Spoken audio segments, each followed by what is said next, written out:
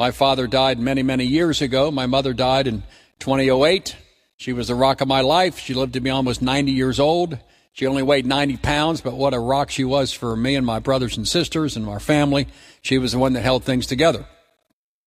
I made a serious blunder, mistake, which I've made many, which every Father's Day I reflect upon, because it brings to mind a couple of telephone calls I had with my dad before he died. And I was in law school at the time, and I was in full fury. I had a young son, and Penny was making $4,200 a year.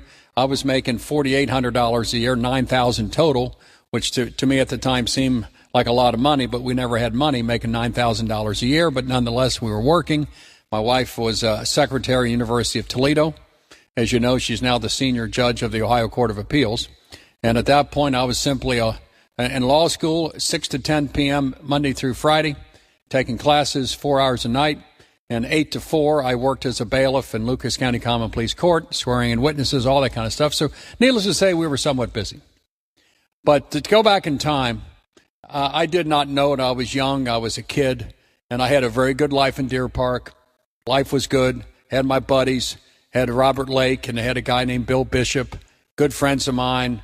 Played sports. Loved life. My Little League coach was my dad, Bill Cunningham, Sr. I'm Bill Cunningham, William D. Cunningham, Jr. And so I knew enough to know when I was 7, 8, 9, 10, 11, 12 years old that things were not good at home. Had money problems, never had money. My dad often wasn't there at night, didn't know where he was, wasn't thinking about it a lot because I was a kid. There was arguments and fighting going on in the home because I didn't know. I thought that was kind of normal. And one night after a particularly difficult series of bad nights, my mom sat down with the 4 kids. I was one of the 4. Number 2, it was John, Bill, Pat, and Diane, and sat down and said, "Your dad's not coming home anymore." And it was like, I was 12, 13, and it was like, "What? Dad's not coming home? What do you mean?" Said, "He's decided to move away. He's gone." So my question, all of it, "What do you mean he's gone?" "He's gone. What do you mean? Dad's gone? What do you mean?" So we didn't get answers that made any sense because my mom did not want to disclose all the reasons, which I understand now, but couldn't have understood when I was 13 years old. So she also said that we had to give up our house, which was 8558 Huddleston. Every now and then I drive by that and look at it. Had to give up the house. Give up our home. What are we going to do? Well, we're going to move in with Auntie. We're going to move in with Annette Arlinghouse, Auntie, which is my mom's sister. But she had her other sister living with her and her mother. But that means there was going to be 8 people living in the home. So, I said, well, we don't have to move. Let's stay here, Mom. No, we have to. I didn't know it at the time. Behind the mortgage payments, lawsuits as far as not paying bills, no money, nothing. I didn't know it I knew it at the time. My father's name was in the paper for drunk driving. Spent time in Hamilton County Jail. Spent time in the workhouse, as it was called. Some of the kids made fun of me at the time, and I'm sure it happened to my brothers and sisters, but it isn't something I greatly reflected upon, but I knew things were not good at home. So that was the 2 days before. That was the last time I saw my father alive. I never saw him again. Life went on. Graduated from St. Xavier Grade School, went to Muller High School for my freshman year. I didn't know it either, but the entire freshman year, my mom could not pay the tuition at Muller High School. We had no money. No money. St. Vincent de Paul would drop food off. I thought that was kind of normal. Public assistance didn't exist at that point. And in the early 1960s, my mom was so filled with pride, she never would have accepted it anyway. But she accepted the food from St. Vincent de Paul. She got letters from Muller High School from a brother Eveslage, as I recall, saying, "Bill can't come back. He can't come back because he hadn't paid tuition. Where's the money?" Had no money. We had nothing. So living with my aunt. My mom took a job at $1.60 an hour, working at Marriott Hot Shops in the Kenwood Mall. She worked there for 20 years. And life went on. And couldn't go back to Muller. My mom said, "You got to go to Deer Park." I said, "I'm not going to Deer Park High School." Because if you went to Muller relative to Deer Park was like a serious step down.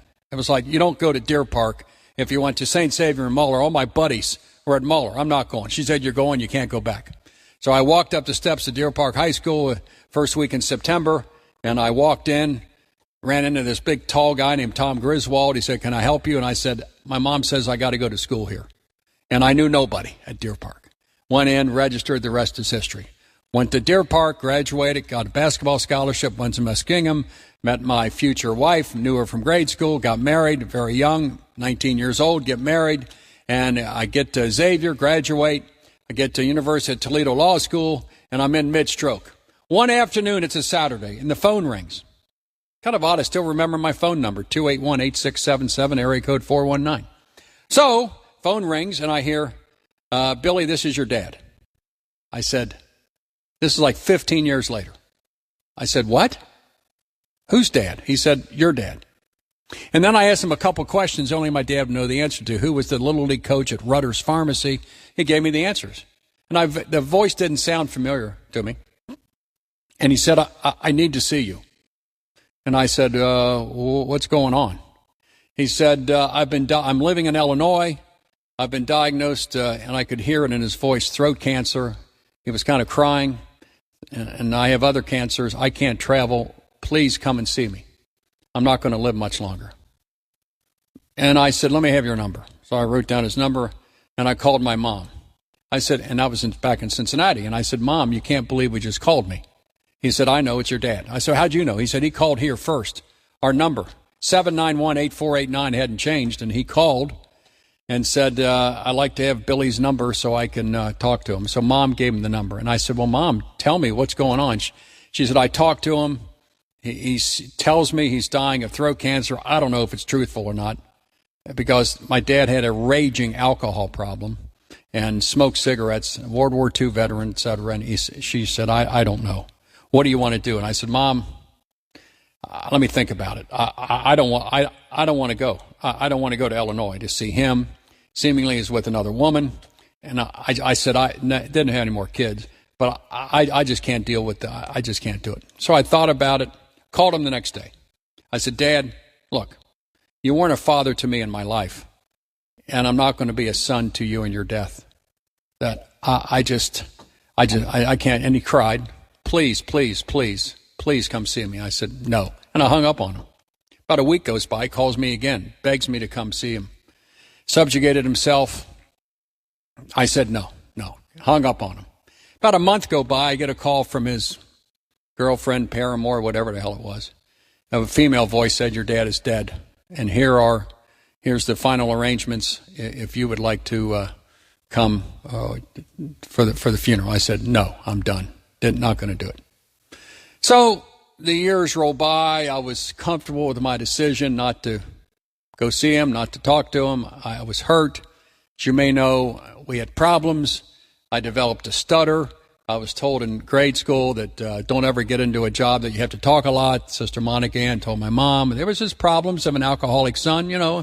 There's just difficulties in life that you know about but try to overcome. The years roll by.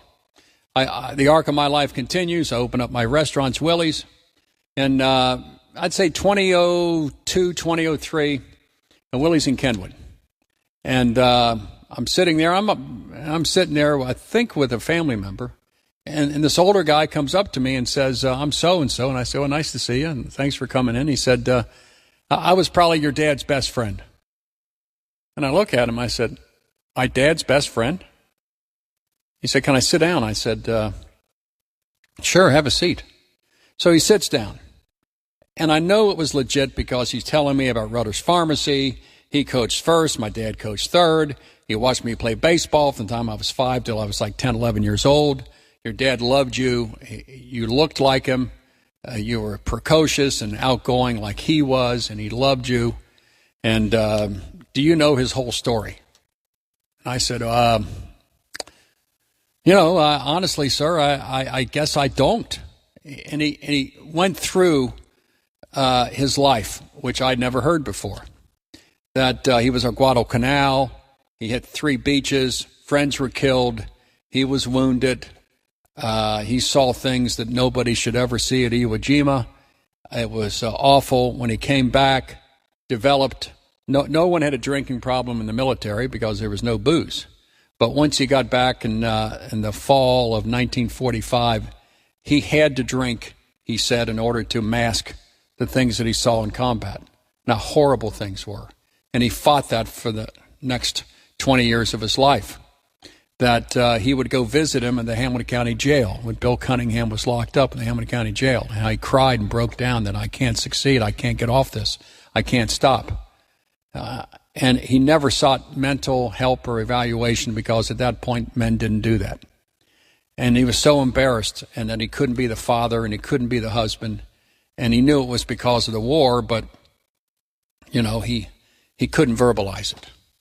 So we talked for about an hour about he worked at Kroger, worked at Procter & Gamble, and he kept drinking at work, and he got fired, and he was suspended, and then he got locked up for DUI, then he gets locked up again, and then your mother filed for divorce. She couldn't take it anymore. He was putting her through hell, and the best way he could handle it, he thought, was simply to drive west until he couldn't drive any further, and he drove to Illinois, small town in Illinois, got to work as a day laborer, met somebody else, and started a life there. And he said, I know that at one point he called you, didn't he? I said, yes, sir, he did. And he said he so wanted you to come out to Illinois so he could say how sorry he was for what he put you through and put the family through. He was so sick by what he did. And the guy looked at me and said, he really wanted you to come. And at this point, I felt about 2 inches tall. That here was a World War II vet who defended the nation during a time when really we were at risk. And I wasn't mature enough, I wasn't old enough to accept an apology from a dad. And I did not want to do it because my anger toward him was so great that I wasn't mature enough. I was probably 27, 28 years old, and I couldn't do it. And every Father's Day since that day, and it's coming up Sunday, I think, what would have happened if I would have gone to Illinois and sat down with him? What would have happened?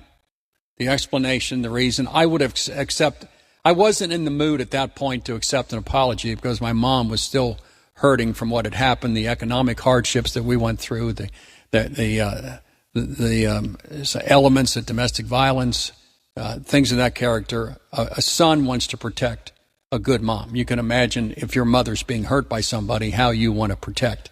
And I wasn't capable when I was 10, 11, 12, 13 years old to protect anybody. I wasn't equipped to handle it. So every Father's Day, I think back about those couple of telephone calls I had with my dying dad and how I wasn't mature enough during the living years to go to him and to kind of close the loop and to see what would have happened. Since those days, every Father's Day, I think, what would have happened if I would have gone? There's no excuse to do what he did to his family, to desert us, to leave us destitute, and to act the way he acted for many years. There's no excuse. Alcoholism, whatever it is, the horrors of war, there's no excuse. But I wanted to know what he would have said and how I would have reacted and how I would have felt. And so I would have this message for you, that on this Father's Day weekend, if you are estranged from your dad and he's done things, normally it's not the child, but maybe it's true, but if he's done things that has made the relationship impossible to maintain for a number of years, take care of it now. Do not do what I did and delay and stop the rapprochement, the coming together. Because if you fail to do so during the living years, when he dies and that door is shut, slammed shut, you will always wonder what would have happened. So if you are estranged from your father, today, tomorrow, or Sunday, reach out to him by text, by email, by phone call, and say, Dad, let's forget about everything that's happened in the past. Let you and I forge a relationship from this day forward. Now, if for some reason he slaps that hand of friendship, at least you know in your heart that you made the offer and it was rejected. But I tend to think that fathers understand when they've done wrong, and that he'll reach out, he will grasp your hand, and your relationship with him will be forever different. I urge you not to do what I did.